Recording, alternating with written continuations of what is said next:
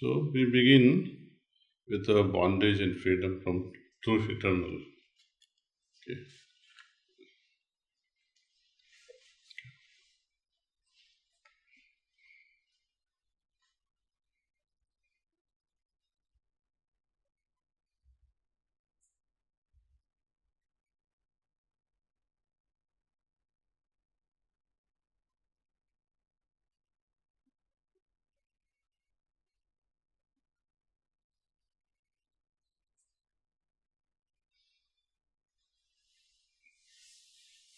Okay.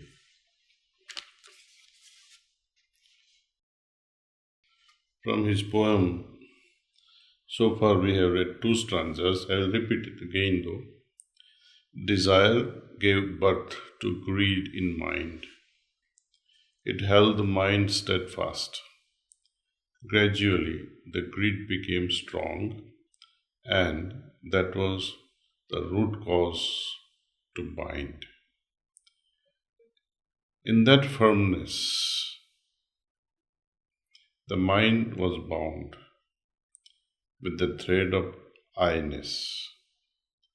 It acted as the warp and woof, and the web was knit all around.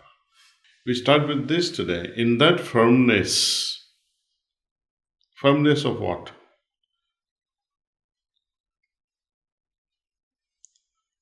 Of something that got bound. The mind was trapped into it, you see, with the thread of I-ness. These two aspects of the greed, okay. Gradually the greed became strong, and that was the root cause to bind.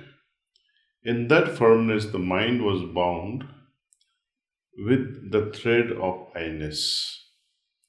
So the desire, when it became a bit too much and became greed, it got settled and identified itself with mind and also with ego. So the two aspects of our subtle bodies were carried away with this greed. And whenever we have our mind compromised with the greed element with it, we lose focus, we lose ability to discriminate what is good for me, what is bad for me, what is right, what is wrong. So we compromise our Viveka Buddhi, Viveka Sakti, or discriminating ability. When we lose this ability to decipher right from wrong, when you get carried away with greed. Likewise, when ego gets tightened, when ego gets tightened up, that also creates a problem. You may not have desire, but the ego, but my way or highway. That's what they say sometimes. And that also, this rigidity makes you stand alone with this firm belief that, oh no, I won't let you do the other way around. It has to be my way. So this rigidity because of I-ness and also because of intense greed, mind remains trapped with these two things. In other words, anytime we move away from the main goal, main pursuit, which is to go inward. Instead of that, if we continue moving our journey outward towards whatever, anything outward, mind is outside, body is outside, intellect is outside, ego is outside, miles away from the center of one's being. World is definitely totally outside. So our outer movement creates this disturbance because anytime we move away from center, it destabilizes us. When I have to, suppose center this book, I had to find the center of gravity and let it stay on this particular center. It can float. But if I hold it here at the edge, it will not. Similarly, the center of our being is our Atman. When we remain settled, Swasthya, one who is settled in the self, remains Swasthya. Anytime we move away, either because of desires or greed, or because of this tightening of I-ness, ego, we identify ourselves with these outer things. So the attention is now focused on the periphery, away from the center. That creates problems. That's why Babuji's idea that remain goal oriented all the time. Even when you have desires, nothing wrong having desires to fulfill your material duties. Nothing wrong in doing things as long as I think in my heart and identify myself with the center of my focus, my being, myself, with the capital S, who is to be understood as part and parcel of Paramatma. That means we are identifying ourselves with Paramatma. And here, with people who are meditating, and when they identify themselves with their gurus, they all carry the same meaning, identifying self with the master, identifying self with the higher self, or identifying oneself as part and parcel of Paramatma, or as we have gone through earlier, Lalaji Maharaj mentions that you are drop, and know it well that you are the drop. But this drop is now backed by the ocean. Then the whole equation changes, you see. You may have desire, it's okay. Think that it's your master's desire.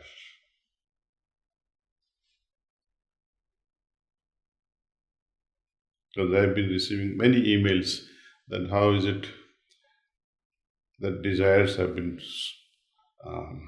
brutally and discarded in Sahaj Marg. The only explanation that I have, continue. If you have a desire to gain PhD degree, or if you want to start a business, get married, even God realizations. Many people say that is God realization not a kind of a desire? Everything as such is a desire. But once we identify all these things and attribute them to the self, to Paramatman, or to Guru, or to God, or to the higher self, somehow it settles down. Even when you are trying to steal something, think that it's your master doing it and see what happens. There's a beautiful story around it when someone was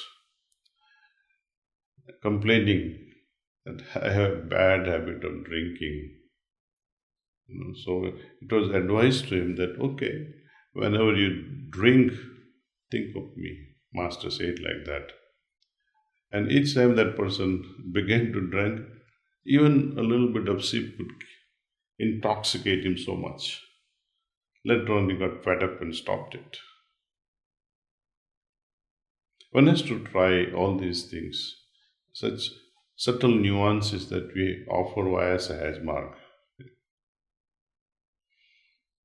If you have a desire to make crores of rupees, go ahead. Think that you're making it with his guidance. Think that you're making it for him or on his behalf. So, this idea of greed will be eliminated from the whole equation. Okay. In that firmness, the mind was bound with the thread of I-ness. So we have understood so far that desires and this I-ness, ego, creates problem for us in losing this focus, discriminating abilities. It's somehow lost. Viveka is lost. And what becomes of a person who has lost his Viveka or discriminating ability? One who cannot figure out right from wrong under the spell of greed.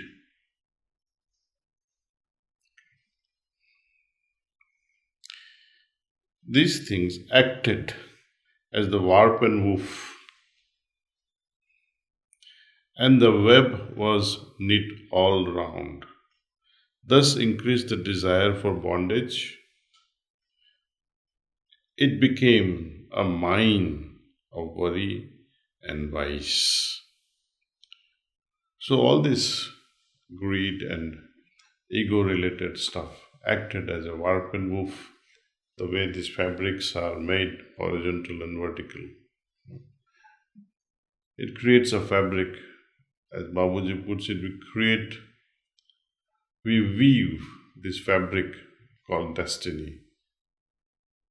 If this fabric or the warp and woof were made up of purity, of pure intentions, then too we will be weaving a different sort of fabric, different sort of destiny.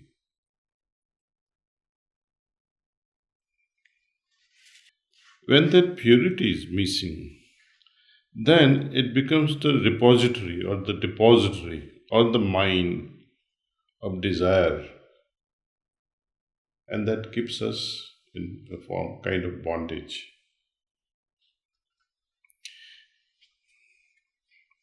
Just as the gate of snake or mouse, a trap for the snake or mouse, it remained quite unwise.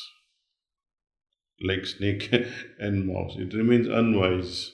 It wants to grab that cheese, or it wants to grab that frog that acts as a bite for that acts as a bait for the snake to go into that gate.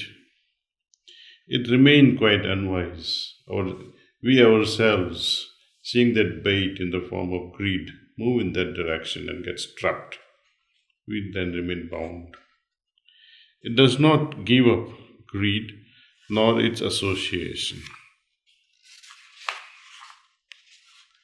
and wants to be by its side. Where there is greed, there it resides. A strange and wonderful juxtaposition. This is the bondage of rope of time. Hardly one can see.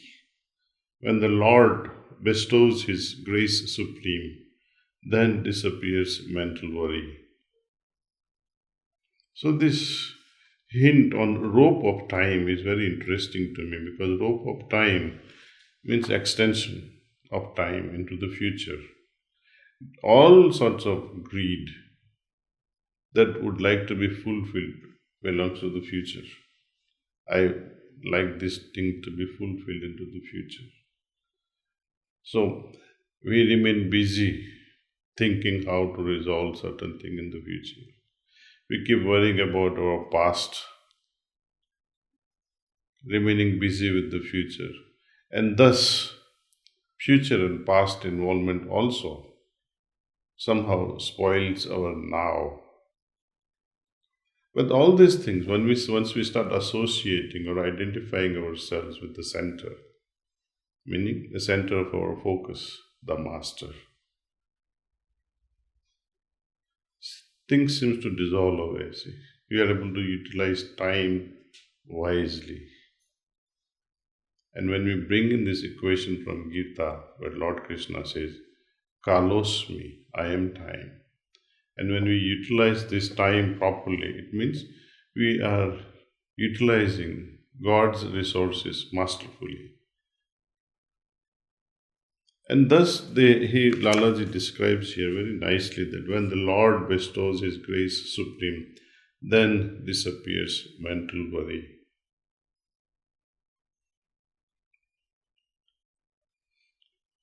Lalaji writes further. He gives many examples, very convincing way. So let's go through those examples.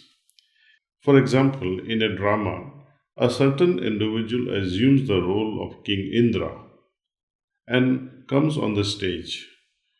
Due to the strong thought, he considers himself Indra during the play, and even after the drama is over, this thought makes a firm root in his heart.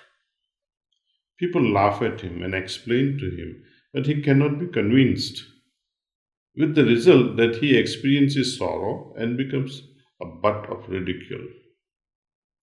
So, this is very typical of how we identify ourselves with what we are not. Creates problem.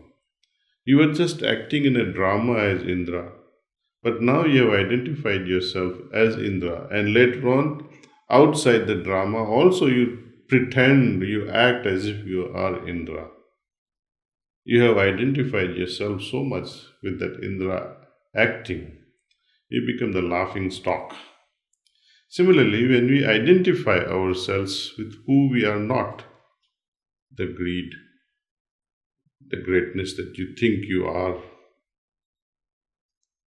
these are laughable things.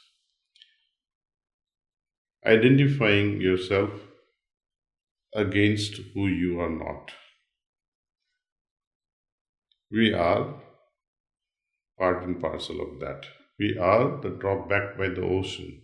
This is our true identity. Any other thing, whenever we think, we are lessening ourselves. Lalaji is very liberal here. He says, take another example. A person thinks in a dream that they are ill, and the thought becomes so firm that it persists even after their waking. Now they labor under the same illusion in the waking state and during sleep. Though they appear to be quite healthy, they never admit it and remain unhappy without any reason. This is another example of bondage. Wow, he says another example. He says, take one more example. A person is under the illusion of a ghost.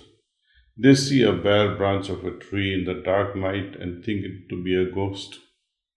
Their thought power tells them that the branch is a long toothed ghost. They become afraid and run away, fall down and become unconscious. When they regain consciousness and open their eyes, the illusion of the ghost catches hold of them. They begin to talk at random and to roam here and there like a mad person. They are thus unhappy. When a thought born out of illusion torments a person in this way, they are caught in its bondage and become unhappy. This world is a place of illusory thoughts, where thousands of affairs of illusion happen. What else can a person be except being unhappy when caught in the mass of illusory thoughts? Brahmana, Kshatriya, Vaishya, Sudra is a thought born of illusion. Grihastha, Vanaprastha, Sannyasa is also an illusory thought. Hindu, Muslim, Christian, Jew is an illusory thought. Religion, tradition, custom, sect, or path, all these are illusory thoughts.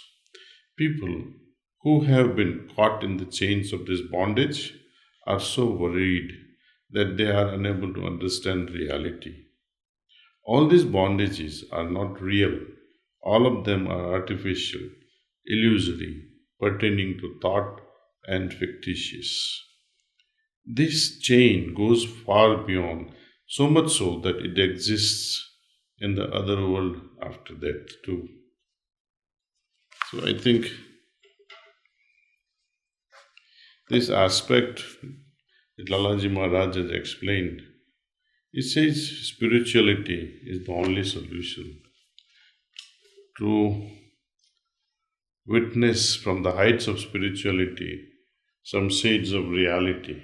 If we remain in the valley of religion, valley of dogmas and beliefs, we will not be able to see the sky of reality. So we have to climb on the mountains of spirituality and see where the reality lies. Let us read this next time and see how he explores the idea of reality. Thank you. Namaste.